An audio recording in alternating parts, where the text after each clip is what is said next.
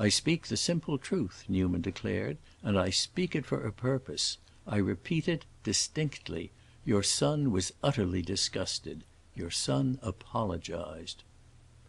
Urbain de Bellegarde was frowning portentously, and Newman supposed he was frowning at poor Valentin's invidious image. Taken by surprise, his scant affection for his brother had made a momentary concession to dishonor. But not for an appreciable instant did his mother lower her flag. "You are immensely mistaken, sir," she said. "My son was sometimes light, but he was never indecent. He died faithful to his name." "You simply misunderstood him," said the marquis, beginning to rally. "You affirm the impossible." "Oh, I don't care for poor Valentin's apology," said Newman. "It was far more painful than pleasant to me. This atrocious thing was not his fault. He never hurt me, or anyone else. He was the soul of honor. But it shows how he took it." "If you wish to prove that my poor brother, in his last moments, was out of his head, we can only say that under the melancholy circumstances nothing was more possible. But confine yourself to that." "He was quite in his right mind," said Newman, with gentle but dangerous doggedness. "I have never seen him so bright and clever. It was terrible to see that witty, capable fellow dying such a death. You know I was very fond of your brother, and I have further proof of his sanity," Newman concluded. The marquise gathered herself together majestically. "This is too gross!" she cried. "We decline to accept your story, sir. We repudiate it. Urbain, open the door." She turned away, with an imperious motion, to her son, and passed rapidly down the length of the room. The marquis went with her and held the door open. Newman was left standing. He lifted his finger as a sign to M. de Bellegarde, who closed the door behind his mother and stood waiting. Newman slowly advanced, more silent, for the moment, than life. The two men stood face to face. Then Newman had a singular sensation. He felt his sense of injury almost brimming over into jocularity. "Come," he said, "you don't treat me well. At least admit that." M. de Bellegarde looked at him from head to foot, and then in the most delicate, best bred voice, "I detest you personally," he said. "That's the way I feel to you, but for politeness' sake I don't say it," said Newman. "It's singular I should want so much to be your brother-in-law, but I can't give it up. Let me try once more." And he paused a moment. "You have a secret. You have a skeleton in the closet." M. de Bellegarde continued to look at him hard, but Newman could not see whether his eyes betrayed anything. The look of his eyes was always so strange. Newman paused again, and then went on. "You and your mother have committed a crime." At this M. de Bellegarde's eyes certainly did change; they seemed to flicker like blown candles.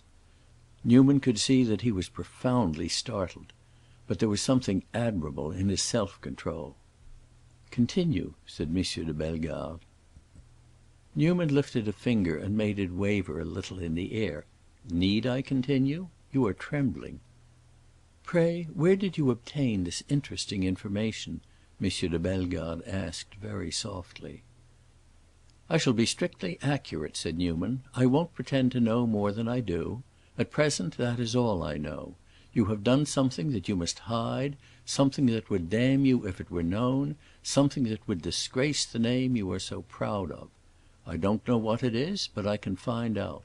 Persist in your present course, and I will find out. Change it, let your sister go in peace, and I will leave you alone. It's a bargain?" The marquis almost succeeded in looking untroubled. The breaking up of the ice in his handsome countenance was an operation that was necessarily gradual. But Newman's mildly syllabled argumentation seemed to press and press, and presently he averted his eyes. He stood some moments reflecting. "My brother told you this," he said, looking up. Newman hesitated a moment. "Yes, your brother told me." The marquis smiled handsomely. "Didn't I say that he was out of his mind?" "He was out of his mind if I don't find out. He was very much in it if I do." M. de Bellegarde gave a shrug. "Eh, sir, find out or not, as you please." "I don't frighten you?" demanded Newman. "That's for you to judge." "No, it's for you to judge, at your leisure. Think it over, feel yourself all round. I will give you an hour or two. I can't give you more, for how do we know how fast they may be making Madame de Cintré a nun? Talk it over with your mother. Let her judge whether she is frightened. I don't believe she is as easily frightened in general as you, but you will see. I will go and wait in the village, at the inn, and I beg you to let me know as soon as possible. Say by 3 o'clock. A simple yes or no on paper will do. Only, you know, in case of a yes, I shall expect you, this time, to stick to your bargain." And with this Newman opened the door and let himself out. The Marquis did not move, and Newman, retiring, gave him another look. "At the inn in the village," he repeated. Then he turned away altogether and passed out of the house.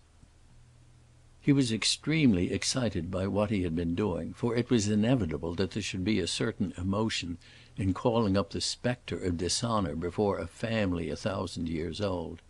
But he went back to the inn and contrived to wait there, deliberately, for the next 2 hours. He thought it more than probable that Urbain de Bellegarde would give no sign, for an answer to his challenge in either sense would be a confession of guilt.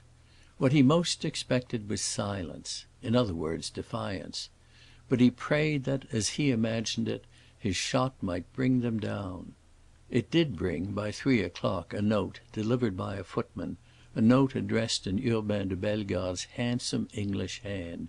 It ran as follows: "I cannot deny myself the satisfaction of letting you know that I return to Paris to-morrow with my mother, in order that we may see my sister and confirm her in the resolution which is the most effectual reply to your audacious pertinacity.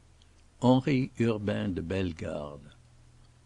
Newman put the letter into his pocket and continued his walk up and down the inn parlor. He had spent most of his time for the past week in walking up and down.